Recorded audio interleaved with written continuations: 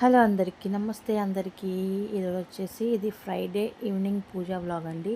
So నేను 1 week అయిందనమాట ఇంట్లో పూజ చేయక. ఎందుకు పూజ చేయలేకపోయాను ఇంట్లో అంటే, ఆ 1 వీక్ నుంచి మేము కొత్త ఇంటికైతే వేరే ఇంటికైతే షిఫ్ట్ అయ్యామన్నమాట. సో అందువల్ల నాకు ఆ 1 వీక్ అంతా సర్దుకోవడము అదే సరిపోయింది. ఇంకా పూజ అయితే చేయలేకపోయాను.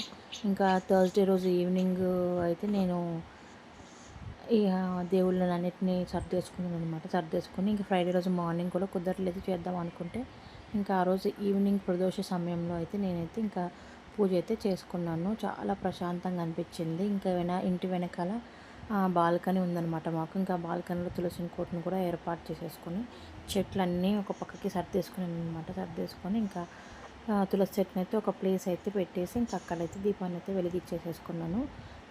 ఇంకా 1 వీక్ అయిందనమాట పూజలు చేయక. ఆ 1 వీక్ పూజలు చేయకపోయేసరికి ఎన్నో రోజులు అయిపోయినట్టు అనిపించింది నాకైతే. ఇంక ఇప్పటి నుంచి కంటిన్యూగా పూజలు అయితే చేసుకుంటూ ఉంటాను.